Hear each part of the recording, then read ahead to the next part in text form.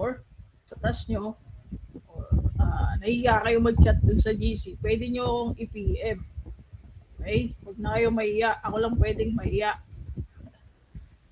So, sa ngayon, guys, sa tab natin ngayon, hindi natin kailangan ng high quality or at least 100% na quality. Hindi ganun. Okay? Doon lang yon sa previous tab natin na 07. Okay. Meron doon mga nag-auto pass pero walang nagsasabi or hindi na screenshot, hindi na i-inform sa amin kung sino para sana na-train ko kayo nung nasa 07 pa lang tayo. So yon ay demo, ito naman ay hindi demo, not demo. Okay? Malaki ang pinagkaiba nila. So sa demo, kailangan very strict na halos 100%. And kapag nakikita ko yung quality nyo guys, sa susunod, pwede ko kayo sasali sa mga demo project namin. Okay? By next year pa yon, I'm sure kasi next year, sila pa rin yung gagawa ng demo. So kapag sobrang dami, pwede ko kayong isali doon. Basta pakita nyo lang sa akin yung mga quality nyo o yung sinusunod nyo talaga, yung sinasabi ko. Okay? So since sa ngayon, hindi tayo ulit demo at hindi natin kailangan ng 100% na perfect yung quality. Okay? So dito, napapansin nyo, di ba, merong mga red yan. Kasi parang kapag nag-merge ata, hindi nagdidilaw, no? So kapag onti lang naman yung error, gaya niyan, tayo na mag-delete. Okay, pwede na itong ipasa. Yung mga deck naman na ganito, hindi naman to kailangan i-capture. Deck or patio, or kaya may mga maliliit na ground, kagaya niyan, hindi na yan kailangan ayusin, guys. Ha? Huwag nyo na to ibabalik or ipo-push back, tapos kukomentan nyo pa. Basta yung mga maliliit na error, kailangan, ay, kagaya niyan, di ba? Merong ground, di ba? May nakikita yung ground. Huwag nyo na yan ibabalik. Kung masipag ka, edi ikaw na mag-edit, tsaka may ipasa. Pero yan, malit lang naman, pwede na to nating ipasa. Pero syempre, yung mga fake water guys, kailangan nyo to i-delete, ha? Ayan lang. Ito, check natin. So may mga, uh, tawag nito, yung kinapos yung wall, yung 3D. Pero ito, parang okay naman. Hindi naman kailangan maging strict. Kahit medyo hindi sila gumamit ng right angle, di ba? Medyo tabingi, okay na yan ha. Ayokong may makita na nagpapa-right angle dyan. Tandaan nyo lagi, hindi tayo demo. Hindi tayo nasa demo. Naalala nyo pa yung nag-dance tayo?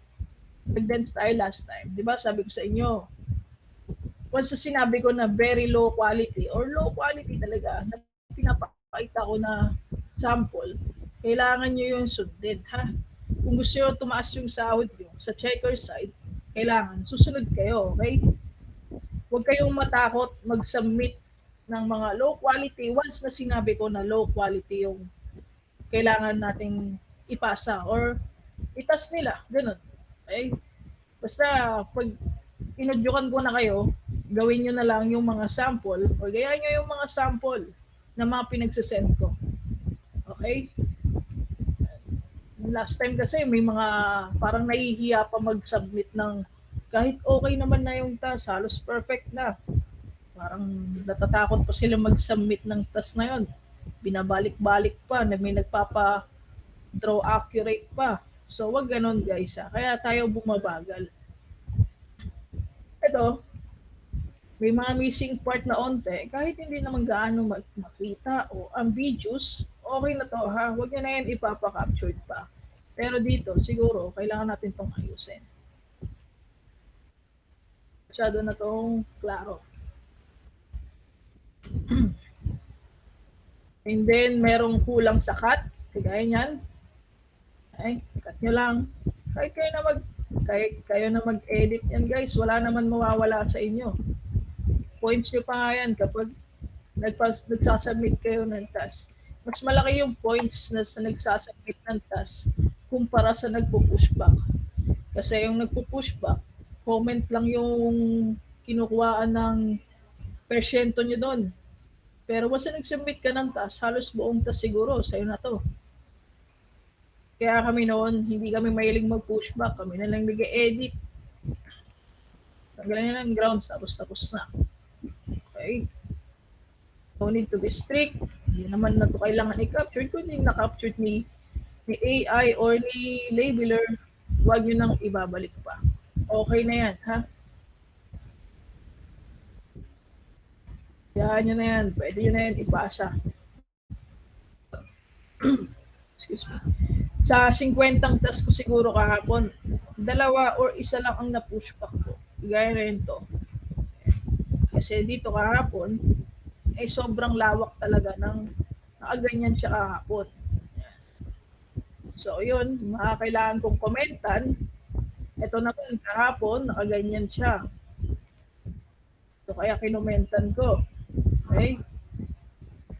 Tapos yan, may miss part kanina, ay kahapon. Yan. Yung mga obvious na error ba, guys? Kailangan yung komentan or kayo na mag-ayos.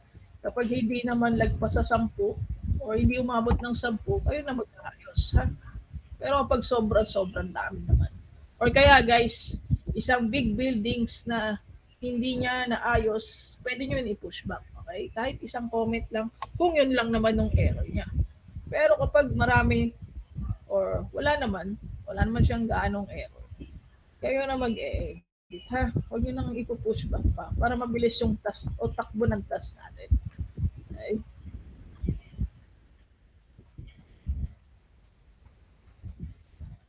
So yan, yung mga maliliit na bahay, baka pinapa-capture nyo pa. Huwag na yan. Kasi magto-too small din yan. Okay? Basta small error, ignore. O, ito.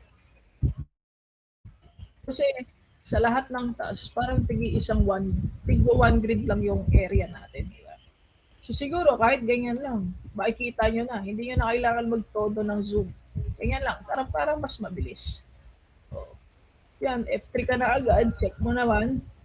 Huwag masyadong zoom, hindi naman kailangan maging strict, o pasa mo na. Diba? At pasabi na rin sa labeler nyo, if ever. Yan na lang din. Pero ang bagal lang downloading ko. Kanina pa ito na-submit. Wait lang guys, ang bagal pala ng net ko. Yan. Yan, sa ganyan. At least 1 grid lang na ma-okay. Guys, ang deck, if na-captured ni AI, okay lang. If hindi na-captured ni labeler, okay lang din. Ayos ba? Hanggang lang. Hindi natin kailangan maging strict, okay? Kasi I'm sure naman yung sa mga nagde-demo dyan, mga SPT, di ba, merong separate na category doon sa ginagawa natin. Last time, yun. Kaya, if na-captured ni AI or hindi, okay lang. Huwag yun ang ipa-capture. Ganun lang. Para mas mabilis tayo. Sa ngayon kasi, kaya kayo nagle-labeler ngayon kasi short tayo sa labeler. Pero pag nag-hiring naman na yan ulit next year, hindi na kayo magle-labeler. Mag-checker na kayo ng mag-checker. Ayan, kagaya niyan, di ba? Na-miss, di ba? So, okay lang. Hayaan nyo na yan. Pasa nyo na. Wala namang ganong kalakihang yung error. Ipasa na. O, ito, townhouse. Kailangan i-cut, pero hindi visible yung roof ridge at hindi tayo nasa demo. So, hindi na to kailangan i-cut pa. Kasi, wala namang hati dito eh, di ba? Intindihan? Huwag niyong ipapakat yan. Kahit merong mang backyard dito na nakahati or fence. Okay? So then, no? Kung hindi naman visible ang roof ridge, huwag ipapakat.